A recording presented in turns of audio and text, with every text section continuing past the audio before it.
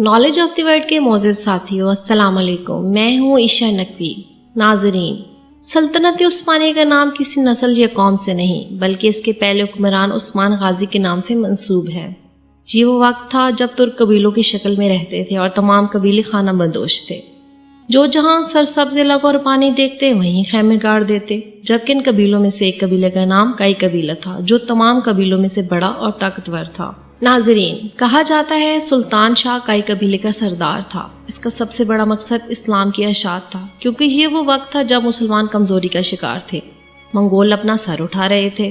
تب یہ ضروری تھا کہ مسلمانوں کی تعداد کو بڑھایا جائے۔ ناظرین، جب سلمان شاہ کا انتقال ہوا تو ارطغرل غازی نے جنم لیا، اور ارطغرل غازی ایک جانباز لیڈر اور جنگجو تھے۔ ارطغرل غازی قبیلے کا دفاع کرنا بہت اچھے سے جانتے تھے۔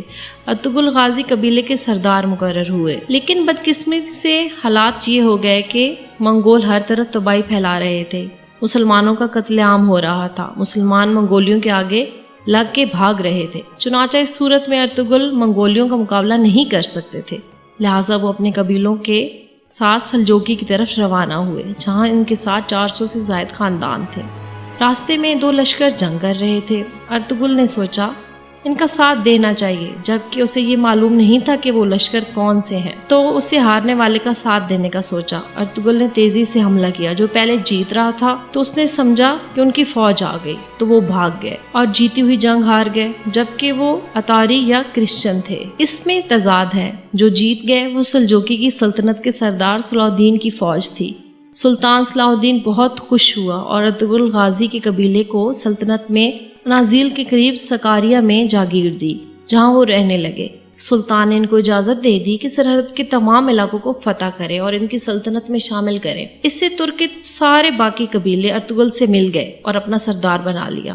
ارطغرل سلطان کا نائب بن کے لڑتا رہا۔ اس نے شادی کی، جس سے اس کا بیٹا پیدا ہوا۔ اس نامراد اور بے موسمی صورتحال میں بہت اچھی تربیت پائی۔ اس بچے کا نام عثمان غازی تھا۔ معزز ساتھیوں، موت کا ذائقہ سب نے چکھنا ہے۔ ارطغرل غازی اس دنیا سے رخصت ہو گئے۔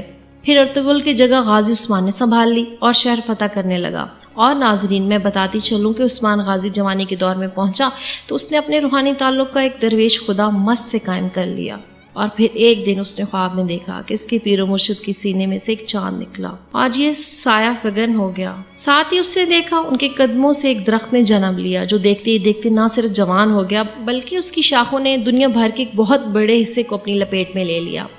اس کی کوکھ سے اس نے 4 دریاؤں اور 4 پہاڑوں کو بھی نکلتے دیکھا۔ خواب کی بیداری کے بعد جب عثمان نے یہ خواب اپنے پیر و مرشد کے سامنے بیان کیا تو انہوں نے کہا، مبارک ہو، اللہ نے تمہیں تمہاری اولاد کو اپنے دین کے لیے چن لیا۔ ناظرین، یہ 1299 کا سال تھا جب فطرت نے عثمان کو دولت عثمانیہ قائم کرنے کی قوت بخشی۔ اس وقت کی حکومت کے پڑوس میں قائم ہوئی، جسے ہم اہل روم بھی کہتے ہیں۔ معزز ناظرین، تابی ترک آج بھی عثمان کو غازی عثمان کے نام سے یاد کرتے ہیں۔ غازی عثمان کی حکومت کو ایک مثال کے طور پہ یاد کیا جاتا ہے، جس کی عدل و انصاف کی حکمرانی تھی۔ غازی عثمان اپنی زندگی میں اپنی حکومت کی بنیاد رکھی، جو کہ آنے والی کئی صدیوں میں قائم رہی۔ یہ حکمران 1223 کو اس دنیا سے رخصت ہوئے۔ اس نے موت سے قبل اپنی اولاد کو ایک نصیحت کی، جو آج بھی سیر فہرست ہے: جہاد فی سبیل اللہ کو قائم رکھتے ہوئے ہمیشہ دین اسلام کا پرچم سل بلند رکھنا اور ہمیشہ عدل و انصاف پہ قائم رہنا۔ اس نے کہا، میری نسل سے جو شخص بھی اسلام سے بے وفائی کرے گا تو وہ روز قیامت رسول خدا کی شفاعت سے محروم رہے گا۔ اور پھر 627 سال تک دولت عثمانیہ پر اسلامی خلافت قائم رہی۔ اس میں کئی حکمران آئے، جس سے اسے عظیم حکومت میں بدل دیا، اور پھر آنے والے وقت نے ثابت کر دیا کہ عثمان کے خواب میں آنے والا دریا دجلہ، فرات، نیل اور دریائے دین و وب شامل تھے، جبکہ پہاڑوں میں کوہ طور، کوہ بلکان، کوہ کاف اور کوہ اطلس تھے۔ بعد ازاں ان کی کلم روح کا حصہ بنے۔ ناظرین گرامی، ہم نے عرض کیا کہ 1922 میں اس وقت خلافت عثمانیہ کو ایک بین الاقوامی معاہدے کی روح سے ختم کر دیا گیا، جس کی وجہ سے اسلامی حکومتیں مرکز کی چھتری سے نکل کر علیحدہ علیحدہ تشخیص کی حامل ہو گئی۔ جو تفصیلات ہم آپ کے سامنے رکھ رہے ہیں، لیکن کم لوگ ہیں جو اس سے آگاہ ہیں۔ ناظرین، سلطنت عثمانیہ 623 سے شروع ہوئی اور 1222 میں ختم ہوئی، اور آج اسے ایمپائر اوٹومین کہا جاتا ہے۔ ناظرین، یہ تھی سلطنت عثمانیہ کی ہسٹری۔